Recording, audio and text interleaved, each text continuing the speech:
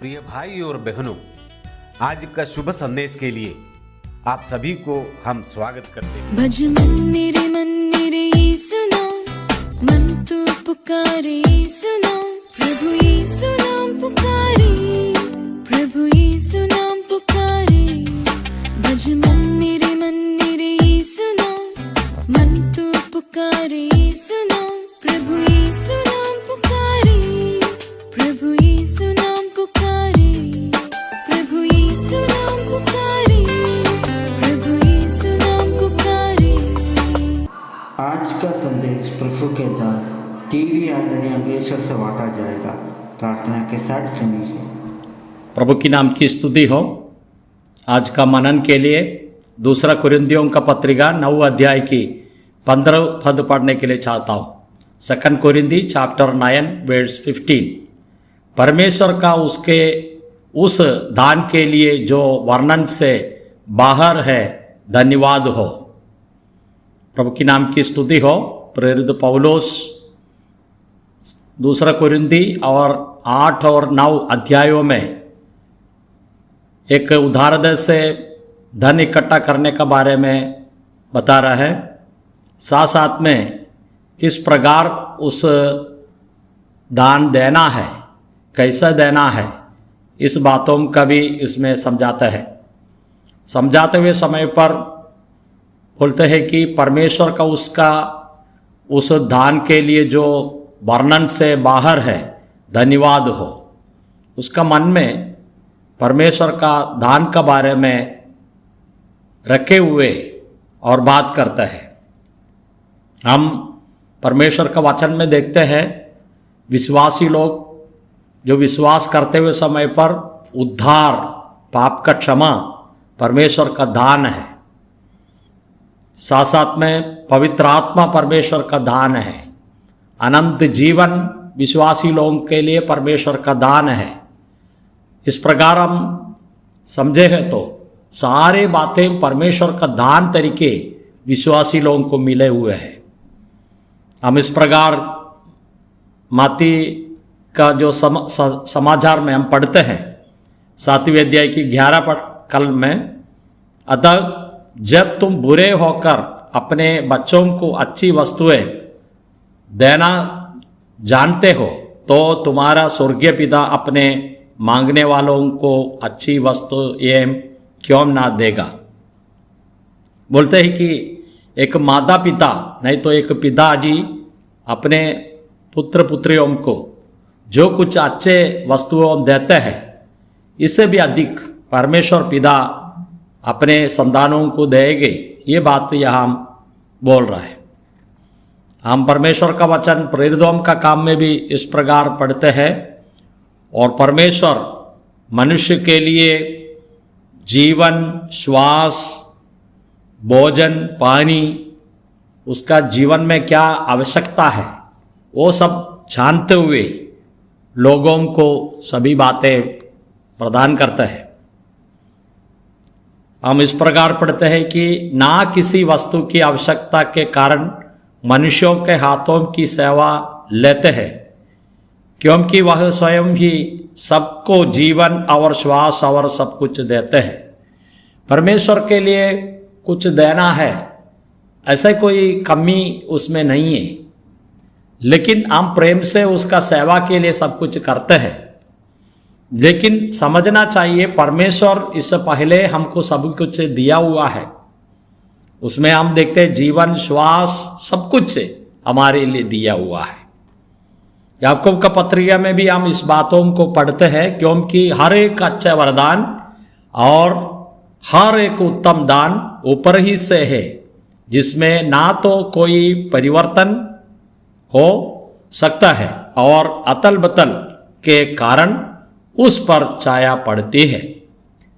परमेश्वर अच्छे वरदानों को देने वाला, उत्तम वरदानों को, दानों को देने वाला है। ये ऊपर ही की परमेश्वर है, ज्योतियों का परमेश्वर है। ज्योति में अदल बदल हो सकता है, लेकिन उसमें परमेश्वर में कोई प्रकार की छाये की बात, परिवर्तन की बात हम देख नहीं सकता है। उस प्रकार अच्छे वस्तुओं को इस परमेश्वर हमको देता है। लेकिन ये सब लिखने का समय पर प्रेरित पौलुस एक बात उसका मन में रखे हुआ है, वो बात हम समझना चाहिए। हम इस प्रकार पढ़ते हैं, और उस दान के लिए जो वर्णन से बाहर है, धन्यवाद हो। एक अलग, एक विशेष तरीके, एक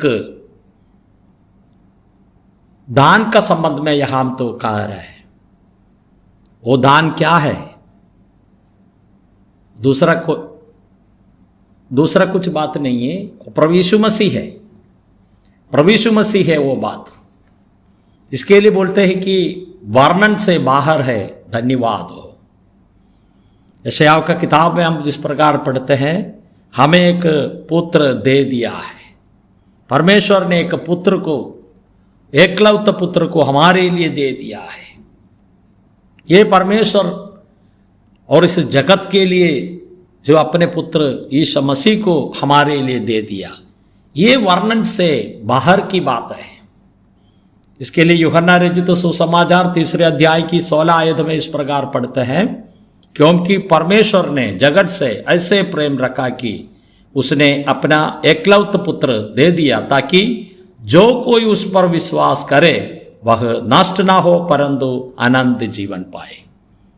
परमेश्वर का जो समानता में रहने वाला यीशु मसीह को मनुष्य जात के लिए दिया, पाप से बचाने के लिए दिया अपने पुत्र को, और परमेश्वर ने दे दिया।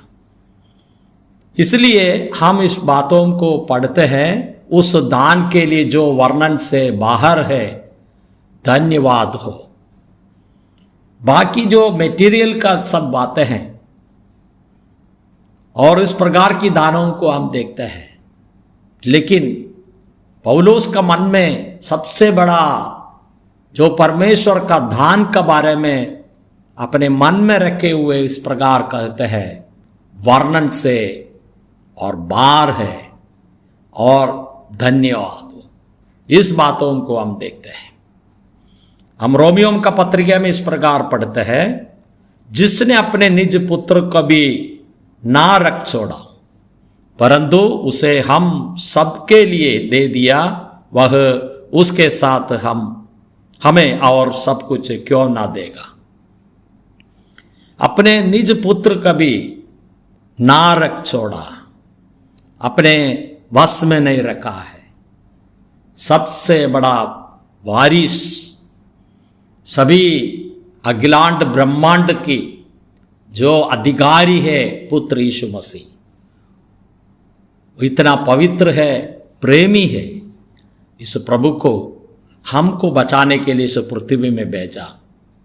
वो सबसे बड़ा और दान है, वरदान है। हम परमेश्वर को धन्यवाद करेंगे। आपको बचाने के लिए परमेश्वर अपने निज पुत्र को यहाँ भेजा है। सूली पर मर गया। जितने कष्टों है, दुख है, सारे संकट, डटा मस्करी, जो क्रूस में इतना बड़ा वेदना उसने सह लिया। मृत्यु के बाद में पुनरुत्थान हो गया। आज यीशु मसीह स्वर्ग में विराजमान है। लेकिन इस बातों को हम ध्यान रखना चाहिए।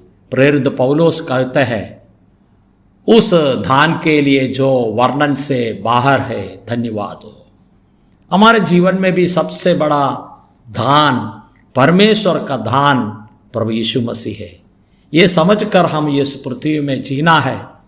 बाकी जो हमारे जीवन में आते हुए दान वरदान है और यीशु मसीह से भी कम बात है, लेकिन इस बातों को समझे, प्रेरित पौलुस अपने मन में रखे, परमेश्वर को धन्यवाद करते हैं। हमारे जीवन में भी हम परमेश्वर को धन्यवाद करेंगे।